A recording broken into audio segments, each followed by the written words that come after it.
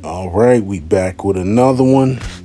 I'm gonna just get into reading it and then I'll give my commentary at the end because these type of stories they make me really feel some kind of way, man. Let's get into it. A black soldier receives a full military funeral 83 years after his death. Here is his story. Northeastern Civil Rights and Restorative Justice Project re-examined a military police killing of a black soldier in 1941. 8 decades later, the U.S. Army corrected the record to reflect that Private Albert King was killed in the line of duty. Private Albert King was in his early 20s when he was gunned down by a white military officer in 1941 at Fort Benning, Georgia. For more than 80 years, official military records reflect one version of events: that King was black, was killed as a result of his own misconduct. You know, that part hasn't changed. They vilify you to justify your killing, so that's still here. They still do that whenever they wrongfully kill a black person. You know, they find something in their past to try to demon and vilify them to justify the harm of that person. Okay, let me get back into the article. That was official history for more than a half a century.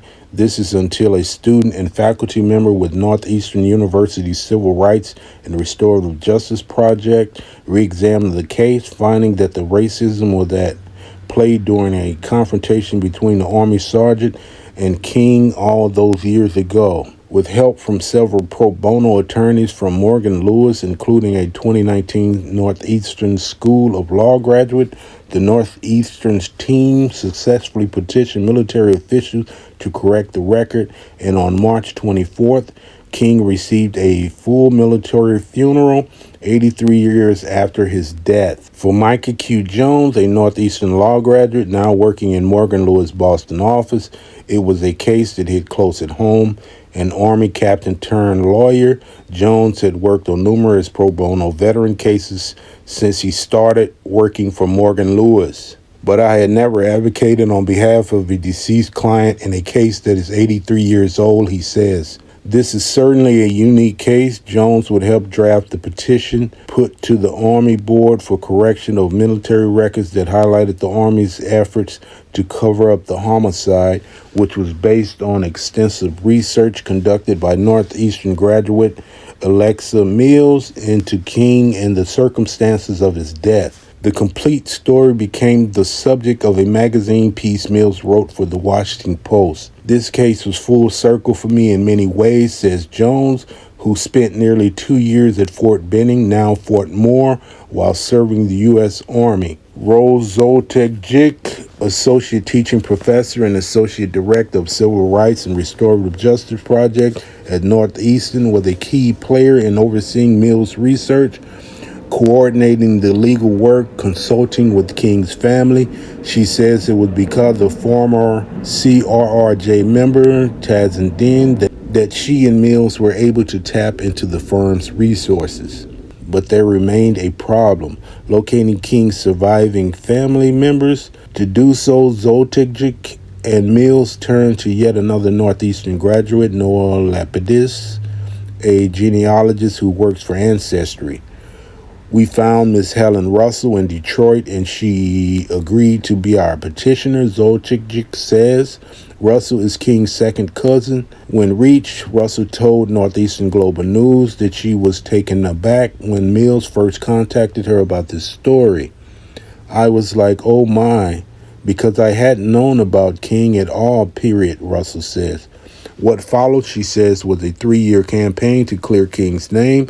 Together, Jones and 2 other attorneys, in concert with Zoltek, Mills, and Russell, asked the military board to change King's death record to reflect an earlier determination that he had died in the line of duty. The commanding general at Fort Benning at the time pushed base authorities to paper over the initial finding, replacing it with another: that King died while resisting recapture and while attacking a military officer, according to Mills' research. Following a sham court-martial trial, the details of which Mills illuminated in her reporting. The officer who killed King, Sergeant Robert Loomis, was exonerated and sent to a new post at Fort Knox, Kentucky. So he went on to another base and nothing happened to him. When presented with the petition, the board simply reversed course in 2022, acknowledging the injustice and vowing to correct the record. There were no oral arguments throughout the process. We were all a little surprised by that, Jones says. The Army decided everything based on our briefing. In his statement, an Army spokesman addressed the matter. The Army puts a high priority on honoring the legacy of all our soldiers and their families. Really, especially when there are an error or injustice, as there was in this case of Private Albert King. The Army puts a high priority on honoring the legacy of all soldiers and their families, especially when there is an error or injustice, as there was in the case of Private Albert King. What I saw at the memorial ceremony and through my interactions with the Army was that they truly valued this case and they truly appreciated the opportunity to correct the record, Jones says. Just the presence of the base commanding general and the garrison commanding officer at the memorial ceremony showed that the Army really did value this case. Mills, who worked on several Jim Crow era cold cases during her time at Northeastern, learned about the King case while researching a lynching that also occurred at Fort Benning in 1941. The unsolved killing of Private Felix Hall, which is believed to be the country's first known lynching on a military base. That research was also conducted as part of her work with CRRJ. In 2021, the Army installed a memorial for Hall. A representative from the Army reached out to Russell directly to address the error. He called me and apologized, and I could feel his emotion, she says. The board had done something it had never done before, and that is correct the record from that long ago and moreover attributes to racism. Zoltek Jik says, and once the record was corrected, we decided the next thing that we could or should do for Albert King was get him a full military funeral he never received. The vast majority of CRRJ's archived cases are researched and developed by Northeastern students. The clinic first launched in 2007 under the direction of Margaret Burnham, a lifelong civil rights activist and university distinguished professor of law at Northeastern. The program grew over the years, inviting graduate-level journalist students to participate in a case search in addition to law students, Zoltek Jik says. Between 50 and 60 cases are completed every year by law students, journalism students, and co-op students, among others. Pro bono attorneys from various firms are often involved in cases as well. Zoltek Jik says justice wouldn't have been possible without Mills' extraordinary commitment to the cause. Alexa is extraordinary in her commitment to the material that lasted long past her graduation, Zoltek Jik says. The reporting that Alexa did just shows the depth of factual investigation that is needed in order to bring a successful legal claim. During the military funeral, Russell was presented with a bronze medal, an American flag. A tombstone to King now reads, "For my beloved cousin, I fought the fight. I was glad to be there because I fought the fight for my cousin," she says. He had no one really remembering his history, Zoltek Jik says. What they're doing, it's a good thing to recognize the wrong that was done to these soldiers or anybody that, faced any kind of injustice in the past. But I always say it's just not enough for you to give these symbolic gestures, although they are good, that this man finally gets the burial that he deserved and the record straight. But you have to do much more. The United States Army need to break that bread with the surviving member of his family. If you want to do something right, you repair that family monetarily like everyone else gets. I try to think about what happened on that bus that led to his death.